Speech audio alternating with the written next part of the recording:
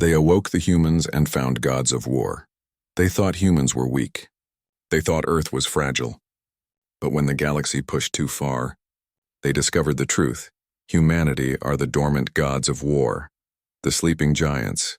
The discovery, the Galactic Harmony Council chamber stretched across 5 kilometers of crystalline architecture, its walls pulsing with soft blue light that adjusted automatically to the comfort needs of 200 different species.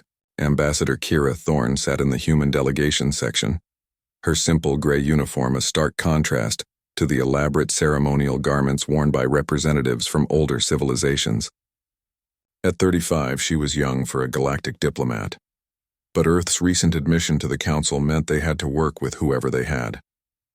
The morning session had been devoted to routine trade disputes between the silicon-based Zephyrians and the methane-breathing Kalthari. Kira found herself struggling to stay awake during the translator's monotone rendering of a 3-hour argument about shipping container specifications. The human delegation of 12 seemed equally bored, fidgeting in their chairs while beings around them discussed matters with the gravity befitting a civilization that had known peace for 8,000 years. "The next item on our agenda," announced High Mediator Veltar, a graceful being whose species resembled walking trees, "concerns the archaeological expedition to Kepler 442b. Dr. Zenthari will present the findings." A 6-limbed creature with silver skin approached the central podium. Kira perked up slightly. The Kepler system had been of interest to human scientists since their admission to the Council 6 months ago. The star system contained ruins from an unknown civilization, predating any known galactic empire by thousands of years. "Esteemed colleagues," Dr. Zenthari began, her voice carrying the musical quality typical of her species, "our excavation teams have made remarkable discoveries on Kepler 442b. The ruins are far more extensive than initial surveys indicated. We have found evidence of a civilization that once controlled this entire sector of space." Holographic images materialized above the assembly, showing massive stone structures that defied easy categorization. They looked almost functional rather than ceremonial, with geometric patterns that suggested strategic purpose. Kira leaned forward, something about the architectural style seeming familiar, though she had never seen anything like it before. "Most intriguing," Dr. Zenthari continued, "are the genetic samples we discovered in preservation chambers deep within the primary complex. The DNA structure is unlike anything in our databases, yet it shows remarkable compatibility with several current galactic species." The images shifted to show complex genetic diagrams that meant little to Kira, but she noticed several members of the Scientific Council exchanging worried glances. The Altarian representative, a crystalline being named Korthak, rose from his seat. "Dr. Zenthari, are you suggesting these ancient beings may have had genetic influence on current species?" "The evidence is preliminary, but the implications are significant. The genetic markers we found suggest this ancient civilization may have seeded their genetic material throughout the galaxy before their disappearance. We request permission to expand the archaeological effort and include genetic specialists from member species to assist in analysis." Kira felt a strange sensation as she looked at the holographic ruins. The architectural patterns seemed to make sense in a way she couldn't explain. Without thinking, she found herself standing. "Ambassador Thorne?" High Mediator Veltar's surprise was evident. Humans rarely spoke during council sessions, being too new to contribute meaningfully to most discussions. "I apologize for the interruption," Kira said, her voice steady despite her racing heart. "Human scientists would be honored to contribute to this research. Our genetic diversity might provide useful comparison data." Dr. Zenthari tilted her head in a gesture of consideration. "Human participation would indeed be valuable. Your species' recent emergence and unique genetic patterns could provide important control data for our analysis." The request was approved with minimal debate. Humans were harmless enough, and their enthusiasm for scientific discovery was well documented. What the Council didn't know was that several human members of the archaeological team had been experiencing strange dreams since the expedition began. 3 weeks later, Dr. Marcus Reed stood in the primary excavation site on Kepler 442b, his environmental suit protecting him from the planet's thin atmosphere. The ruins were even more impressive in person than the holographic displays had suggested. massive stone blocks fitted together with precision that rivaled modern construction techniques, forming structures that seemed to serve both ceremonial and practical purposes. "The preservation is incredible," remarked Dr. Yilmaz, the expedition's xenoarchaeologist. "Whatever technology they used to seal these chambers, it's kept organic materials intact for millennia." Marcus nodded, but his attention was focused on the wall carvings surrounding them. The symbols seemed almost readable, as if his mind was trying to translate a language he had never learned. More disturbing were the dreams that had been plaguing him since arriving on the planet, dreams of beings that looked almost human but moved with predatory grace, their eyes holding an intelligence that seemed both familiar and terrifying. "Dr. Reed, you need to see this," called Dr. Sarah Chen from deeper in the complex. Marcus followed her voice through corridors that felt strangely familiar, his feet seeming to know which turns to take without conscious thought. They found Dr. Chen in a circular chamber dominated by a crystalline structure that pulsed with faint energy. Around its base, dozens of metallic containers were arranged in precise patterns, each one marked with symbols that made Marcus's head ache when he tried to focus on them. "The energy readings are off the charts," Dr. Chen reported, her scanner beeping rapidly. "Whatever this thing is, it's still active after thousands of years." As Marcus approached the crystalline structure, the pulsing increased in tempo. The symbols on the containers began to glow softly, and suddenly his mind was flooded with images that weren't his own.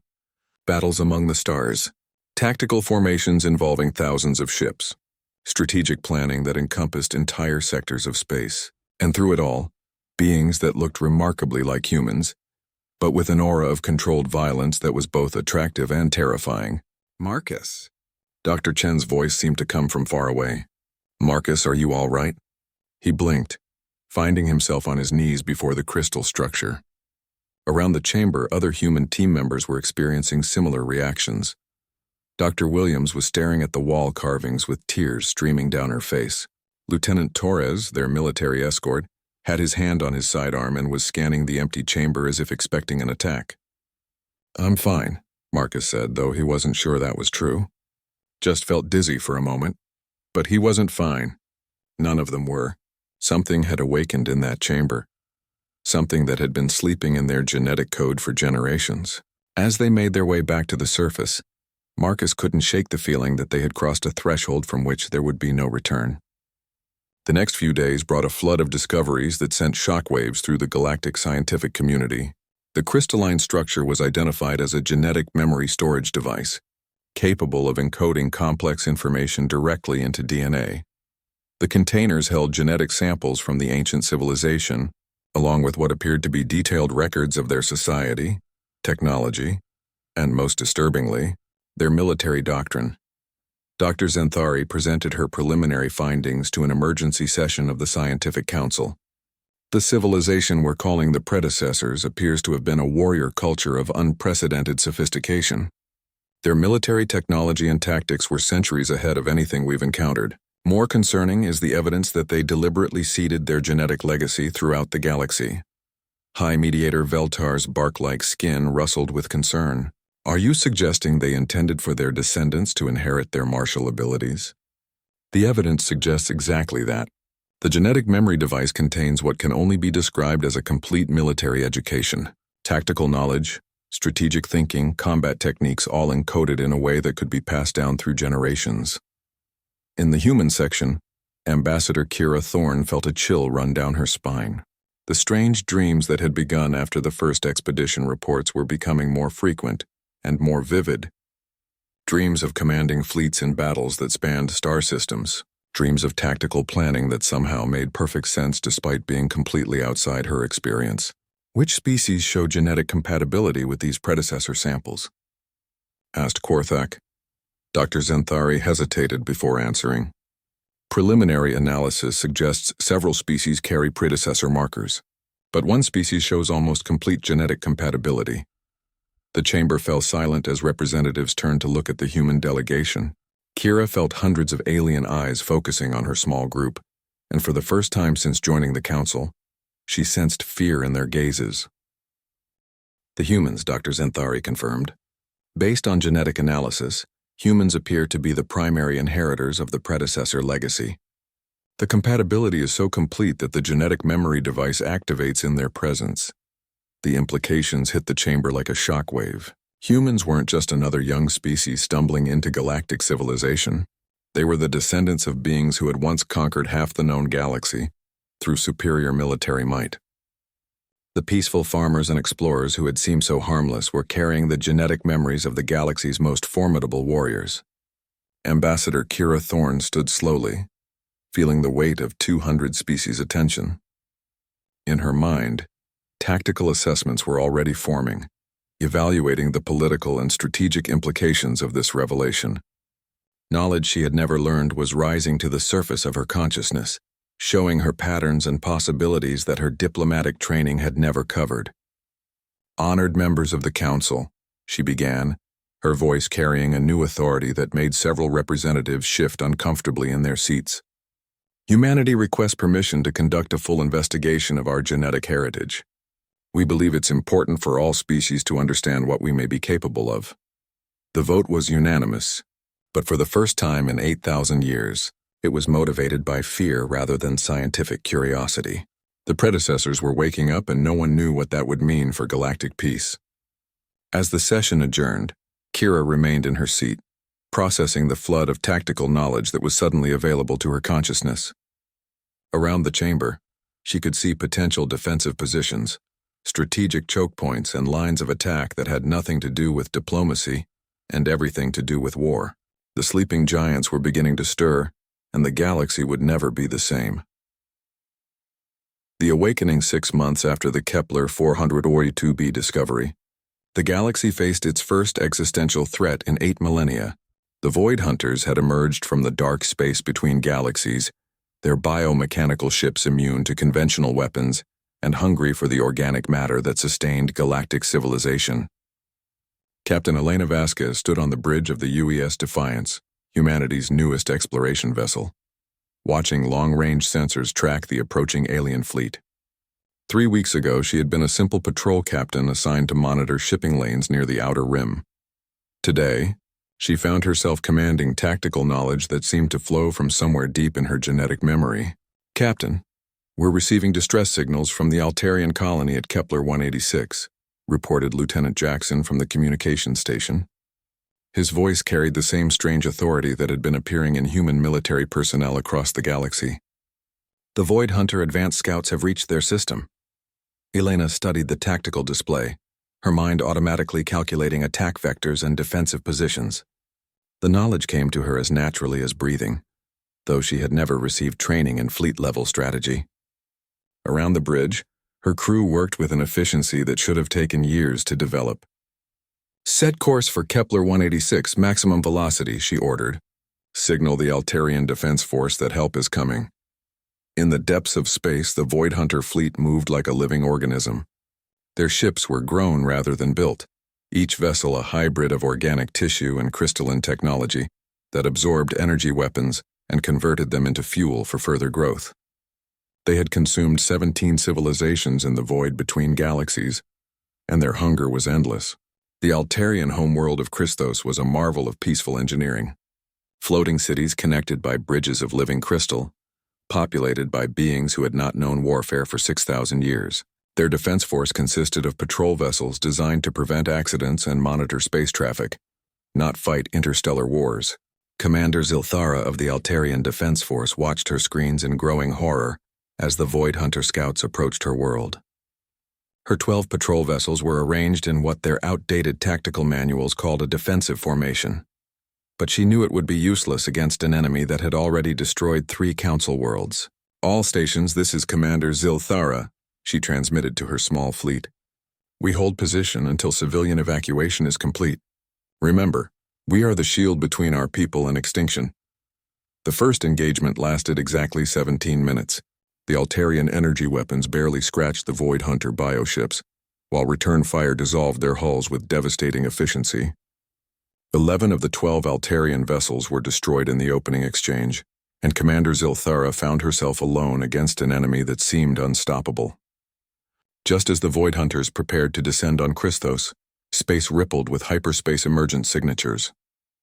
The UES Defiance and her escort squadron, dropped out of faster-than-light travel in perfect attack formation, their positions calculated to maximum advantage, despite having never worked together before. "This is Captain Vasquez of the United Earthship Defiance." Elena's voice crackled across all frequencies. "Void Hunter vessels. You will withdraw from this system immediately or face the consequences." The lead Void Hunter bioship was twice the size of Elena's vessel, its hull pulsing with absorbed energy from the Altarian attack. Instead of responding to her challenge, it simply altered course toward the human fleet, confident in its superiority. Elena felt something ancient stir in her mind as she watched the enemy approach. Tactical assessments flooded her consciousness, showing her weaknesses in the bioship design that no human should have been able to detect. The knowledge felt both foreign and completely natural, as if she was remembering rather than learning. "All ships, implement attack pattern Omega-7, she commanded using tactical terminology that had appeared in her mind unbidden. Target the neural clusters at grid references Mark IV Alpha through Mark VI Delta. Synchronized fire on my mark." Her escort ships moved into positions that seemed to defy standard military doctrine, spreading out in a pattern that looked random, but created overlapping fields of fire at precisely the right angles. The Void Hunter scouts, accustomed to fighting civilizations that had forgotten the art of war, found themselves facing tactics they had never encountered. "Mark!" Elena called out.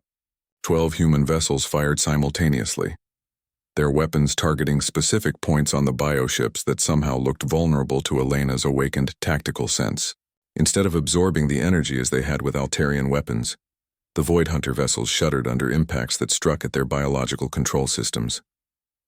The lead bioship began to convulse, its organic components fighting against crystalline technology, as the neural pathways that controlled its functions were disrupted. Within minutes, the massive vessel was drifting helplessly, its crew trapped inside a ship that no longer responded to their commands. Commander Zilthara watched in amazement from her damaged vessel, as the humans systematically disabled the remaining Void Hunter scouts. Their tactics were unlike anything in Council military doctrine, combining aggression with precision in ways that suggested deep understanding of warfare as an art form. "Commander Zilthara," Captain Vasquez's voice came over the communication channel. "Are your people secure?" "Thanks to you, Captain.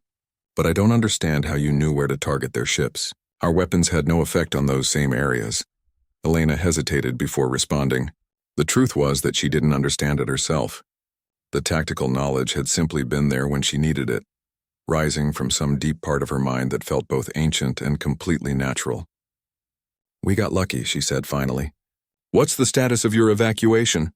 While Elena's task force engaged the scouts, news of the battle spread throughout the Galactic Communication Network. On Earth, President Harrison called an emergency session of the Human Defense Council, bringing together military leaders who were experiencing the same mysterious awakening of tactical knowledge. General Rodriguez stood before a holographic display showing Void Hunter fleet movements throughout the galaxy. At 62, he had spent his entire career managing peacekeeping operations and disaster relief. The strategic concepts flowing through his mind were completely outside his training, yet they felt more real than anything he had ever learned in military academy. "The Void Hunters are probing our defenses," he reported to the assembled leaders. "Their main fleet numbers in the thousands, possibly tens of thousands. Council forces are being destroyed wherever they make contact." President Harrison studied the tactical display with growing concern. Like other human leaders across the galaxy, she had been experiencing strange dreams and sudden insights that seemed to come from genetic memories older than recorded history. "What are our capabilities, General?" "That's the strange part, Madame President. 3 months ago, I would have said we couldn't fight a war against an interstellar enemy. But now—" He paused, accessing knowledge that shouldn't have existed. "Now I can see tactical possibilities that our textbooks never covered.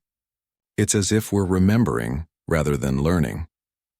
Dr. Lisa Chen, the government's chief genetic researcher, had been studying the phenomenon since the Kepler discovery. Her findings were disturbing and revolutionary in equal measure. "The genetic memory device found on Kepler 442b has activated dormant sequences throughout the human genome," she explained. "We're not just inheriting individual memories, but entire conceptual frameworks for strategic thinking. It's happening to humans across the galaxy simultaneously. Are you saying we're becoming someone else? asked Admiral Torres, commander of Earth's Space Forces. Not someone else, Dr. Chen corrected. We're becoming who we were always meant to be. The predecessors didn't just seed their genetics randomly. They chose species with compatible neural structures and cultural frameworks. Humanity was selected to be their inheritors. The implications were staggering. Humans weren't just another young species joining galactic civilization. They were the deliberately created successors to beings who had once ruled half the known galaxy through superior military prowess. Meanwhile, in the depths of the Galactic Council chambers, emergency sessions ran continuously as representatives struggled to comprehend the dual crisis facing their civilization. The Void Hunters threatened immediate extinction, while humanity's awakening raised questions about the future of galactic peace. Ambassador Kira Thorne found herself at the center of increasingly heated debates. The diplomatic skills that had served her well in peaceful negotiations were being supplemented by strategic insights that allowed her to see political and military implications simultaneously. The humans offer our only hope against the Void Hunters, argued Dr. Zenthari during one late-night session. Their tactics are proving effective where ours have failed completely. High Mediator Veltar's concern was evident in the rustling of his bark-like skin. But at what cost? We're seeing reports of human military units displaying tactical knowledge that exceeds their training by centuries. Are we trading one conqueror for another? Kira stood to address the assembly, her voice carrying new authority that commanded immediate attention. Around the chamber, representatives who had once seen humans as harmless junior partners now watched her with mixtures of hope and fear. Honored colleagues, she began, I understand your concerns about humanity's awakening capabilities, but we are not the predecessors. We carry their knowledge, but we are still ourselves. The choice of how to use this inheritance remains ours. And what choice will you make? Asked Korthak, the crystalline representative whose species had suffered heavily from Void Hunter attacks. Kira felt the weight of genetic memory pressing against her consciousness, showing her possibilities for conquest and domination that would have been unthinkable weeks ago. But stronger than the tactical knowledge was her human sense of duty and compassion. We choose to protect, she said simply. The predecessors may have been conquerors, but we will be guardians. The vote to grant humanity emergency military authority was narrow, but decisive. For the first time in 8,000 years, the Galactic Council authorized the use of warfare as a tool of policy. The age of absolute peace was ending, but perhaps something better would take its place. As reports flooded in from across the galaxy, a pattern became clear. Wherever human forces engaged the Void Hunters, they achieved tactical victories that seemed impossible for such a young species. Their commanders displayed strategic thinking that matched or exceeded the galaxy's ancient military databases, while their crews worked with efficiency that suggested genetic programming. Captain Vasquez received new orders while still protecting the Altarian evacuation. Proceed to the Void Hunter staging area and conduct reconnaissance in force. The mission would require tactics and courage that would have been inconceivable for a peaceful exploration vessel, but Elena found herself looking forward to the challenge. All hands, this is the captain, she announced over the ship's communication system. We've been ordered to take the fight to the enemy. I won't lie to you about the dangers we'll face, but I have complete confidence in our abilities. As the UES Defiance and her escorts jumped to hyperspace, Elena felt the full weight of her genetic inheritance settling into her consciousness. She was no longer just a human captain commanding a patrol vessel. She was the inheritor of strategic knowledge that had once dominated the galaxy, tempered by human values that would use that power to protect rather than conquer. The sleeping giants were fully awake now, and the galaxy's enemies were about to discover what that meant. The revelation, Doctor.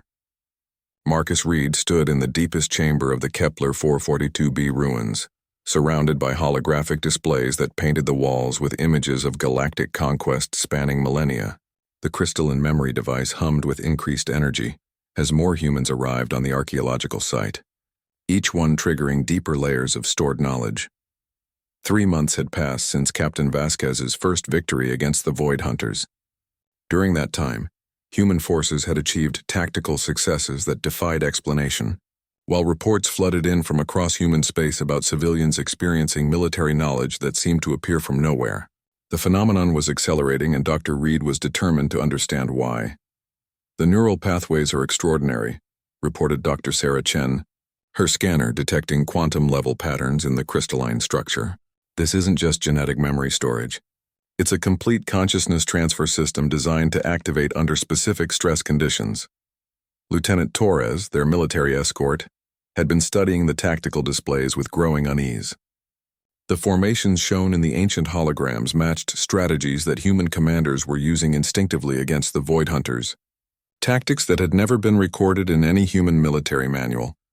"Dr. Reed, you need to see this," Torres called from a side chamber. "These aren't just battle records. They're training simulations." Marcus followed the lieutenant through corridors that felt increasingly familiar with each visit. The chamber Torres had discovered contained dozens of crystalline nodes arranged in perfect geometric patterns, each one pulsing with the same rhythm as a human heartbeat. "The quantum signatures match human neural frequencies exactly," Dr. Chen observed, running her scanner across the nearest node. These devices were specifically calibrated for human brain patterns. The predecessors didn't just seed their knowledge randomly. They designed us to be their perfect inheritors. As if responding to her words, the crystalline nodes flared to life. The chamber filled with holographic figures that looked remarkably human, but moved with predatory grace that sent chills down Marcus's spine. Their leader, a tall woman with silver hair and eyes like burning stars, stepped forward as if she could see the humans watching her. "The time of awakening has come," the figure said, her voice resonating directly in their minds rather than through their ears. "The inheritors have found us, as we always knew they would. The galaxy faces extinction, and only those who remember the art of war can preserve the peace."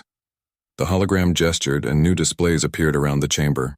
Star maps showing the current positions of human forces, tactical assessments of Void Hunter capabilities, and strategic projections that took into account resources and positioning across dozens of star systems.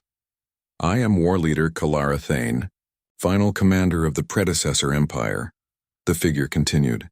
"We face the same enemy you face now. The Void Hunters consumed our civilization, but we ensured that others would have the knowledge to succeed where we failed." Marcus felt his scientific objectivity crumbling as the implications hit him. The predecessors hadn't just seeded their genetics among compatible species. They had specifically engineered humanity to be weapons against an enemy they couldn't defeat themselves. "The neural programming activates in stages," War Leader Thane explained, her holographic form somehow conveying ancient sadness. "First comes tactical awareness, then strategic thinking, finally the full military consciousness of our greatest commanders. Your species will become what we were, but we hope you will become something better." "What's the cost?" Dr. Chen asked, her scientific mind cutting through the mystique to focus on practical concerns. The hologram's expression grew troubled. "The awakening is irreversible. Once fully activated, your species will never again be purely peaceful. The knowledge of warfare becomes part of your fundamental nature. We pray that your human compassion will temper our martial legacy, but we cannot guarantee it." Meanwhile, aboard the UES Defiance, Captain Elena Vasquez was experiencing the next stage of her awakening firsthand. Her patrol vessel had become the flagship of an impromptu human battle group, 12 ships working together with coordination that should have taken months to develop. "Captain, we're approaching the Void Hunter staging area," reported Lieutenant Jackson from the sensor station. Long-range scans show approximately 300 bioships in various stages of growth. Elena studied the tactical display with consciousness that now contained the memories of dozens of ancient battles. The Void Hunter base was positioned in an asteroid field that provided natural cover, while their bioships absorbed minerals needed for reproduction. Standard tactics would call for a direct assault, but Elena found herself seeing possibilities that her human training had never covered. "Signal the battle group," she ordered. "We implement predecessor strategy 7 Alpha. Full stealth approach using asteroid cover, then synchronize strikes on growth nodes." Her officers executed the complex maneuver with precision that amazed even Elena. The human ships moved through the asteroid field like ghosts, using gravitational masking and emissions control to approach undetected. When they struck, it was with surgical precision that targeted the biological components keeping the Void Hunter base functional. The battle lasted 6 hours. When it was over, 300 enemy vessels had been reduced to drifting wreckage, while Elena's forces had suffered only minor damage. The victory should have been impossible for 12 patrol vessels against a major enemy installation, but Elena found herself unsurprised by the outcome. Captain, her communications officer reported, we're receiving priority transmissions from across human space. Our tactical success here is being replicated in dozens of other systems. Human forces are achieving victory ratios that exceed anything in recorded military history. Elena felt a mixture of pride and unease as she processed the reports. Humanity was winning a war they had never prepared to fight, using knowledge they had never learned. The implications were both encouraging and terrifying. Back on Earth, President Harrison convened an emergency meeting of world leaders to address the growing crisis of identity facing their species. Representatives from every nation gathered in Geneva, many of them experiencing the same awakening that was transforming humans across the galaxy. The genetic activation is accelerating, reported Dr. Lisa Chen during her briefing to the assembly. We're seeing humans with no military training displaying tactical knowledge that rivals our most experienced generals. Civilians are experiencing dreams and insights that suggest direct access to predecessor memories. Prime Minister Watson of the European Federation raised the question that everyone was avoiding. Are we still human, Dr. Chen? Or are we becoming something else entirely? That depends on how you define humanity, she replied carefully. Our genetics remain the same, but our consciousness is expanding to include knowledge and instincts that were programmed by another species. We're becoming what the predecessors intended us to become. President Harrison felt the weight of decision pressing down on her. In her mind, strategic assessments were forming that showed her possibilities for conquest that would have been unthinkable weeks ago. The knowledge was seductive, offering power beyond imagination, but it came with the risk of losing everything that made humanity worth preserving. We need to establish protocols, she decided. If we're going to inherit this power, we need safeguards to ensure we use it responsibly. We cannot become the conquerors our ancestors were. The debate that followed revealed the fundamental tension now facing humanity. The awakening was giving them the power to protect themselves and others, but it was also changing their basic nature in ways that might be irreversible. Meanwhile, in the Galactic Council chambers, Ambassador Kira Thorne faced increasingly hostile questioning about humanity's rapid military development. Representatives who had once welcomed human participation now viewed them with growing alarm. The tactical capabilities your species has displayed exceed anything in our historical records, accused Counselor Vexithari of the Aquatic Confederation. 3 months ago, humans were peaceful explorers. Now you're achieving military victories that rival the ancient conquest. Fleets, Kira felt the diplomatic skills that had served her well-being, supplemented by strategic insights that showed her the political implications of every word and gesture in the chamber. The knowledge was useful but troubling, turning every conversation into a potential battlefield. We didn't choose this awakening, she replied carefully. The genetic programming activated in response to an existential threat. We're using inherited knowledge to protect the galaxy, not conquer it. High Mediator Veltar rustled his bark-like skin with obvious concern. But can you control it? The reports we're receiving suggest that humans are experiencing fundamental personality changes. How do we know you won't become the next threat we need to defend against? The question hit at the heart of Kira's own fears. She could feel her consciousness expanding day by day, incorporating tactical knowledge and strategic thinking that made her previous diplomatic approach seem naive and ineffective. The temptation to use that power for human advantage was growing stronger with each passing day. Because we choose not to, she said finally. The predecessors gave us their knowledge, but they didn't take away our free will.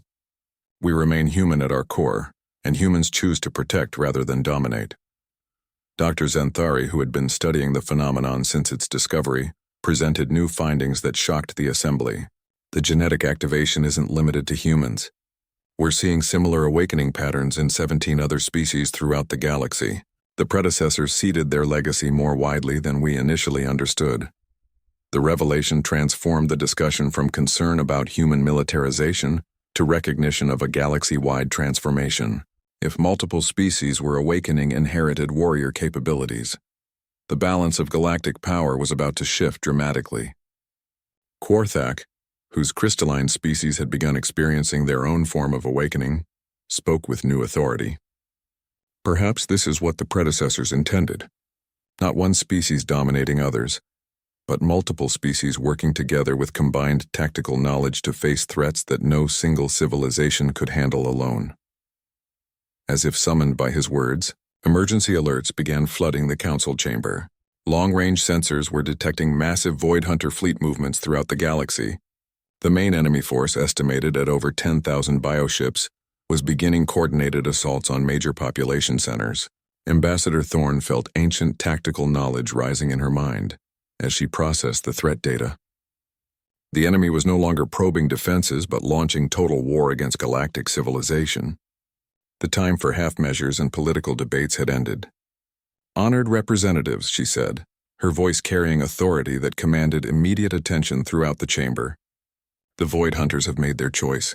Now we must make ours. We can debate the implications of our awakening later. Right now we have a galaxy to save." The vote to authorize total military cooperation between awakened species was unanimous, but Kira could see in the eyes of her colleagues that they understood the cost. The age of peaceful coexistence was ending, replaced by something that might be better or worse but would certainly be different. As emergency mobilization orders went out across the galaxy, humans and other awakened species prepared for a war that would determine not just the survival of galactic civilization, but the kind of society that would emerge from the conflict. The revelation was complete. They were no longer the species they had been. The question now was whether they could become the species the galaxy needed them to be. The War Admiral Elena Vasquez stood in the command center of Fortress Prime, humanity's hastily constructed military headquarters in the Sol system. The massive space station represented 3 months of frantic construction using techniques that seemed to flow naturally from awakened human engineers who had never designed military installations before around her. Holographic displays showed the tactical situation across the galaxy. Red markers indicated Void Hunter fleet positions, while blue showed the combined forces of awakened species. The numbers were sobering.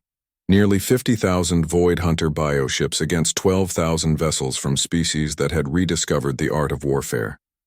"Admiral, incoming priority transmission from the Altarian Defense Council," reported Commander Jackson, recently promoted to serve as her primary tactical coordinator. His efficiency in processing complex saying, battlefield data exceeded anything human military academies had produced in centuries of peacetime training. The holographic image of Commander Zilthara appeared above the central console. The Altarian officer now wore armor instead of a civilian uniform, her species having undergone their own awakening to reveal inherited memories of crystal-based warfare techniques.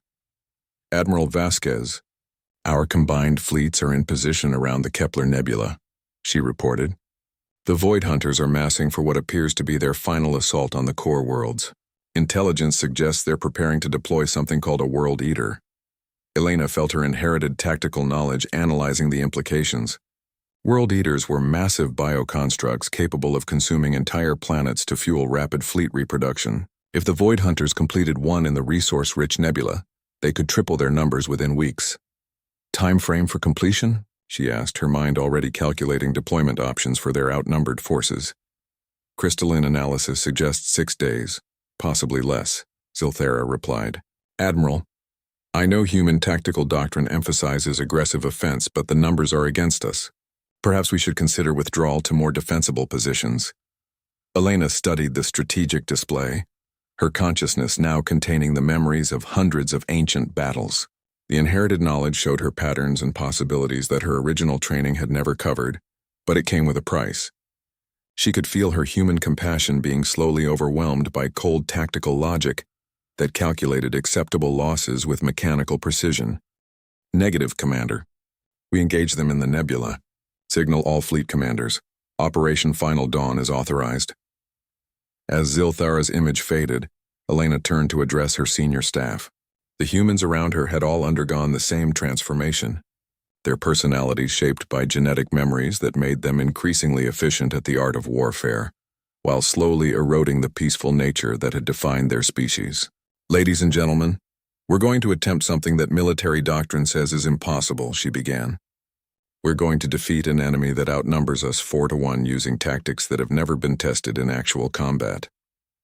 General Rodriguez, now serving as Supreme Ground Commander, studied the operational plans with growing concern. The strategies were brilliant but relied on coordination between species that had never worked together in large-scale military operations.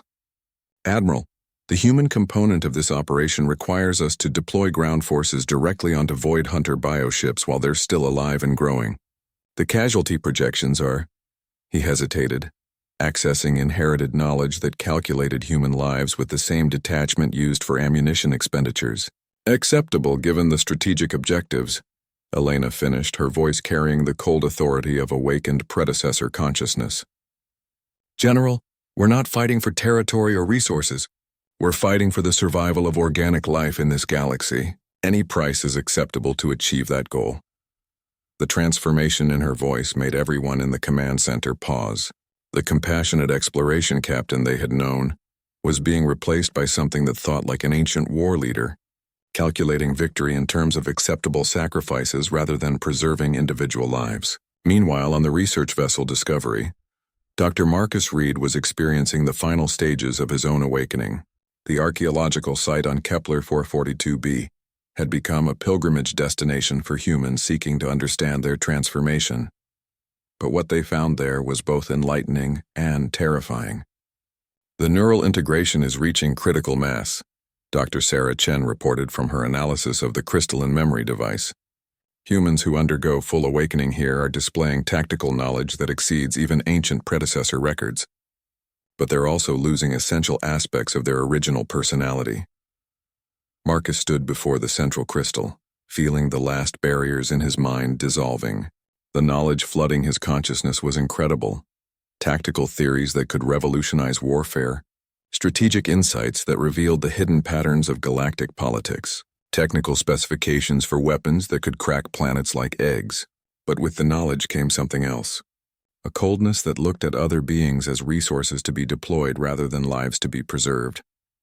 A calculating intelligence that saw mercy as weakness and compassion as tactical liability.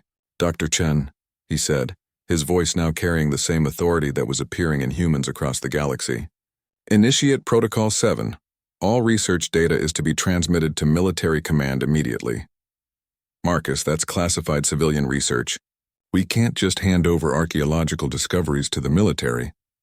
He turned to look at her, and Sarah stepped back at what she saw in his eyes. The curious scientist she had worked with for years was still there, but overlaid with something ancient and coldly efficient. Dr. Chen, we are no longer civilians. We are weapons in a war for galactic survival. Personal concerns are irrelevant. The change was happening across human space. Civilians were volunteering for military service in numbers that overwhelmed recruitment systems. Engineers were designing weapons with capabilities that exceeded their apparent knowledge. Doctors were developing combat medical techniques for treating injuries they had never encountered. On Earth, President Harrison faced the most difficult decision in human history. Reports were flooding in from across the planet about citizens experiencing personality changes that made them more efficient at warfare while making them less recognizably human. Madam President, Dr. Lisa Chen reported during an emergency cabinet meeting, the awakening process is entering its final phase. Full integration with predecessor consciousness appears to be irreversible. Individuals who complete the process retain their memories and core identity, but their fundamental values shift toward tactical efficiency over human compassion. Are we losing our humanity? President Harrison asked, though she could feel the same changes beginning in her own mind. That depends on how you define humanity. We're becoming what the predecessors intended, the perfect soldiers for defending organic life, but we're paying for that capability with the peaceful nature that defined our species. In the depths of space, the combined galactic fleet prepared for the largest military operation in recorded history. Admiral Vasquez commanded from the bridge of the Defiance, now serving as flagship for humanity's contribution to the Alliance. Around her, officers from 12 different species worked together with coordination that defied their lack of previous cooperation. All fleet commanders, this is Admiral Vasquez, she transmitted to the massive armada. In 15 minutes, we jumped to the Kepler Nebula. Remember, the Void Hunters have never faced coordinated resistance from awakened species. We're going to show them what happens when the galaxy's children remember how to fight. The battle that followed became known as the War of Awakening. For 6 days, combined fleets engaged Void Hunter forces throughout the nebula, while ground teams fought desperate battles inside living bioships to prevent the World Eater from reaching completion. Elena commanded the fleet action from her flagship, her consciousness now fully integrated with predecessor tactical knowledge. She fought with brilliance that military historians would study for generations, coordinating 12,000 ships against impossible odds while maintaining casualty rates that preserved enough forces to continue fighting. But the cost was becoming clear. Each tactical success required decisions that prioritized military objectives over individual lives. Each brilliant maneuver involved sacrificing some forces to save others. The compassionate human who had once agonized over sending her crew into danger was being replaced by a calculating intelligence that viewed casualties as acceptable resource expenditures. General Rodriguez led the ground assault on the World Eater itself, taking a combined force of 20,000 soldiers into the bioconstruct's living corridors. The fighting was brutal, with casualties exceeding 50%, but they achieved their objective. The World Eater's neural centers were destroyed just hours before completion. "Mission accomplished," he reported to Admiral Vasquez as his surviving forces evacuated the collapsing bioconstruct. "World Eater neutralized. Casualty reports are significant." Elena processed the numbers with inherited coldness that calculated the exchange as strategically favorable. 10,000 dead in exchange for preventing the enemy from tripling their fleet strength was an acceptable trade-off by any tactical standard. But somewhere deep in her consciousness, a small voice mourned for the friends and colleagues whose lives had been spent like ammunition in pursuit of victory. The final phase of the battle saw Elena implementing tactics that no peaceful species would have conceived. Using the nebula's gravitational anomalies, she managed to trap the main Void Hunter fleet in a collapsing gas cloud, while her forces attacked from multiple vectors simultaneously. The enemy's numerical advantage meant nothing when they couldn't maneuver or coordinate their attacks. Within 12 hours, 40,000 Void Hunter bioships were reduced to scattered debris drifting through the nebula. "All fleet commanders, this is Admiral Vasquez," she transmitted as the last enemy vessels were destroyed. "Kepler Nebula is secure. The Void Hunter main fleet has been eliminated." The victory was complete, but Elena found herself feeling no satisfaction. The tactical part of her mind was already calculating the next phase of operations, planning pursuit campaigns to eliminate surviving enemy forces throughout the galaxy. The human part of her consciousness, growing smaller each day, wondered what they had become in achieving this victory. As news of the triumph spread throughout galactic civilization, celebrations erupted on 1,000 worlds. The existential threat was ended, organic life was safe, and the galaxy could begin rebuilding. But the cost was becoming clear to those willing to see it. The species that had won the war were not the same ones that had begun it. The awakening had given them the power to protect galactic civilization, but it had changed their fundamental nature in the process. Humanity had become the guardians the galaxy needed, but they were no longer entirely human. The sleeping giants had awakened to save civilization, but in doing so they had transformed into something that their former selves might not have recognized. The war was won. The question now was what kind of peace the victors would create. The New Order. 2 years after the victory at Kepler Nebula, Admiral Elena Vasquez stood on the observation deck of Citadel Station, the massive orbital fortress that now served as headquarters for the Galactic Defense Alliance. The view before her showed a galaxy transformed by war and the awakening that had made victory possible. Through the transparent aluminum windows, she could see the construction yards where new classes of warships were being built by species that had rediscovered their martial heritage. The peaceful trading vessels and exploration ships of the old era were being replaced by efficient instruments of war, designed by minds that now thought in terms of tactical advantage and strategic necessity. "Admiral, the Council is ready for your briefing," reported Commander Jackson, whose own transformation was evident in the cold efficiency with which he processed information. The eager young officer she had once known was still there, but overlaid with tactical consciousness that evaluated every situation in terms of military utility. Elena turned from the window, feeling the weight of the decision she was about to present. In her mind, inherited predecessor knowledge provided strategic assessments that showed the logical course of action with crystalline clarity. But somewhere deep in her consciousness, a small voice that still remembered her human origins questioned whether logic was enough. The council chamber had been redesigned since the war, its peaceful crystalline architecture replaced by functional surfaces that displayed tactical information and strategic projections. Representatives from 47 species sat in formations that reflected their new military hierarchies rather than the diplomatic protocols of the old era. Ambassador Kira Thorne, now bearing the title of Strategic Coordinator for Terran Affairs, occupied a position that would have been unthinkable before the Awakening. Her diplomatic skills remained intact, but they were now supplemented by tactical awareness that allowed her to see the military implications of every political decision. "The Outer Rim surveys are complete," Elena reported to the assembled representatives. "We have confirmed the elimination of all Void Hunter remnants from known space. The immediate existential threat is over." A murmur of relief ran through the chamber, but Elena noticed that none of the awakened species showed the joy that such news would have brought in the old era. Their transformed consciousness processed the information in terms of strategic advantage rather than emotional satisfaction. High Mediator Veltar, one of the few representatives who had not undergone genetic awakening, rustled his bark-like skin with obvious concern. "Admiral, while we celebrate this victory, we must address the changes that have occurred in our civilization. The species that won this war are not the same ones that began it." Elena felt the inherited tactical knowledge analyzing the political implications of his statement. The unawakened species were becoming increasingly uncomfortable with their transformed neighbors, creating potential divisions that could threaten galactic stability. "You're referring to the integration process," she said carefully. "The awakening was necessary for our survival." "But at what cost?" asked Representative Quellon of the Ethereal Communion, whose species had experienced their own form of consciousness expansion. "We saved the galaxy by becoming something our former selves might not recognize. Are we still the civilizations we set out to protect?" The question struck at the heart of the dilemma facing post-war galactic society. The awakened species had gained the military capability to defend themselves and others, but they had paid for that power with fundamental changes to their nature. Dr. Zenthari, now serving as Director of Xenopsychological Studies, presented findings that had been troubling researchers across the galaxy.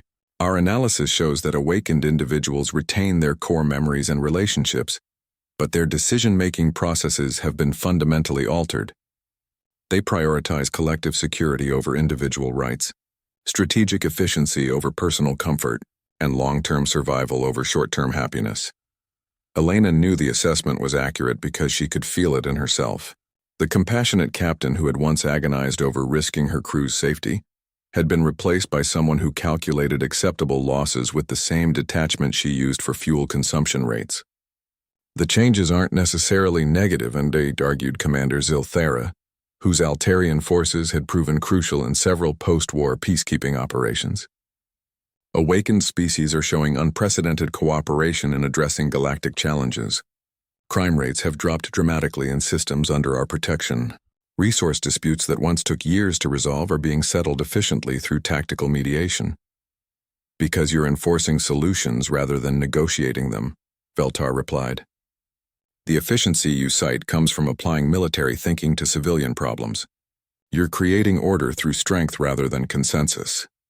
The debate that followed revealed the fundamental tension shaping the new galactic order. The awakened species were undeniably more effective at solving problems and maintaining stability. But their methods represented a departure from the democratic principles that had guided galactic civilization for millennia. General Rodriguez, participating via holographic connection from Earth, provided the human perspective on their transformation. "We didn't choose this awakening, but we've accepted responsibility for what we've become. Humanity has established the Guardian Corps, a military organization dedicated to protecting species that cannot protect themselves." "And who gave you the authority to make that decision?" asked Representative Vexthari of the Aquatic Confederation. Elena felt tactical assessments flowing through her mind as she considered the question. The inherited knowledge showed her dozens of ways to respond, from diplomatic deflection to direct statements of superior capability. But somewhere in her consciousness, a small voice that still remembered her human origins suggested a different approach. "No one gave us authority," she said simply. "We took responsibility. The galaxy needed protectors, and we became what it needed us to become." The honesty of her statement seemed to resonate with both awakened and unawakened representatives. The transformation hadn't been imposed by outside forces or chosen through democratic process. It had emerged from necessity and been accepted as duty. Dr. Marcus Reed, whose own awakening was now complete, presented research that offered hope for the future. While the integration process is irreversible, we've discovered that awakened consciousness retains the capacity for ethical growth. The tactical knowledge we've inherited includes strategic concepts of honor, duty, and protection that align with the best human values. But it also includes concepts of acceptable losses and strategic sacrifice, countered Dr. Sarah Chen, one of the few human researchers who had avoided full integration. The question is whether those inherited ethics will remain stable or evolve toward something more ruthless. Elena found herself considering the question from both perspectives. Her inherited tactical consciousness viewed the concern as strategically irrelevant, focused as it was on capability rather than morality. But her remaining human awareness recognized the validity of the fear. "We're establishing oversight protocols," she announced, sharing information that her tactical mind had been developing without her conscious awareness. Awakened species will operate under mutual monitoring systems designed to identify concerning behavioral changes. We're also implementing rotation policies to prevent individual commanders from becoming too isolated from unawakened perspectives. The measures represented a compromise between the efficiency demanded by awakened tactical consciousness and the ethical concerns raised by traditional, diplomatic thinking. It wasn't perfect, but it offered a framework for managing the transition to whatever galactic civilization was becoming. Over the following months, the new order took shape across the galaxy. Awakened species established military academies where they taught strategic thinking to volunteers from unawakened civilizations. Trade routes were secured by patrol fleets that eliminated piracy through overwhelming tactical superiority. Resource disputes were resolved through mediation, backed by the implicit threat of military intervention. The results were undeniably positive in terms of galactic stability and prosperity. Crime rates plummeted, territorial conflicts ended, and economic growth accelerated as trade became safer and more efficient. But the methods used to achieve these results represented a fundamental shift in how galactic society functioned. Captain Torres, now commanding humanity's flagship exploration vessel Pioneer, encountered the complexity of the new order during a routine diplomatic mission to the Andorian reaches. The local government had requested assistance with refugee resettlement following a natural disaster, but their methods of resource allocation seemed inefficient to his awakened tactical consciousness. "Captain, the Andorians are distributing supplies based on family size rather than strategic priority," reported his logistics officer. "We could achieve better outcomes by prioritizing skilled workers and essential personnel." Torres felt the inherited knowledge providing optimization, strategies that would indeed save more lives through efficient resource management. But he also remembered the human values that had shaped his pre-awakening decisions. Continue supporting their distribution system, he decided. Efficiency isn't our only consideration here. We're here to help, not to impose our methods on their society. The decision represented the kind of balance that awakened individuals were learning to maintain between inherited tactical thinking and original moral frameworks. It wasn't always easy, and it required constant conscious effort to preserve compassionate values alongside strategic consciousness. Elena, now promoted to Fleet Admiral and serving as Supreme Commander of the Galactic Defense Alliance, found herself facing similar choices on a much larger scale. Intelligence reports showed emerging threats in unexplored regions of the galaxy, potential enemy civilizations that might require preemptive action to prevent future conflicts. Her tactical consciousness provided clear strategic assessments showing the advantages of early intervention. Striking potential enemies before they became actual threats would preserve galactic stability at minimal cost. But her remaining human awareness questioned whether they had the right to attack civilizations that had not yet committed hostile acts. "We monitor, we prepare, but we don't strike first," she decided during a strategy session with her senior staff. "We became guardians to protect the galaxy, not to conquer it. That distinction matters." The years that followed saw the gradual stabilization of galactic civilization under the protection of awakened species. The new order wasn't perfect, but it was stable, prosperous, and secure in ways that the old peaceful civilization had never achieved. Humanity established colonies throughout the galaxy, each one serving as both settlement and military outpost. Their dual nature as explorers and warriors made them ideal for frontier territories, where diplomacy needed to be backed by the capability for self-defense. Elena, now in her 50s, stood again on the observation deck of Citadel Station, watching construction crews complete the latest expansion. The galaxy had changed beyond recognition in the decade since the awakening began, but it had survived and prospered. "Admiral, incoming priority transmission from Earth," reported her aide, a young officer whose awakening had occurred during the war's final phases. President Harrison's image appeared in the holographic display, her own transformation evident in the strategic awareness that now informed her political decisions. "Elena, the archaeological teams have discovered something significant on Kepler 442b. The predecessors left us more than just military knowledge. The discovery that followed would open new chapters in galactic history, but that was a story for another time. For now, Elena was content to know that the galaxy was safe, protected by species who had paid the price of transformation to become its guardians. The sleeping giants had awakened, and in doing so, they had saved not just their own civilizations but the very concept of organic life flourishing among the stars. The cost had been steep, but the alternative had been extinction. As Elena watched ships from dozens of species working together in the construction yards, she realized that perhaps this was what evolution looked like on a galactic scale. Not the gradual change of biology, but the rapid transformation of consciousness in response to existential necessity. They were no longer the species they had been, but they had become something the galaxy needed them to be.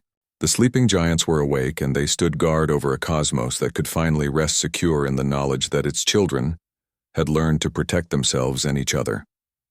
The age of absolute peace was over, but the age of protected prosperity had begun, and in the balance between inherited tactical consciousness and original moral values, the awakened species were writing the next chapter of galactic civilization.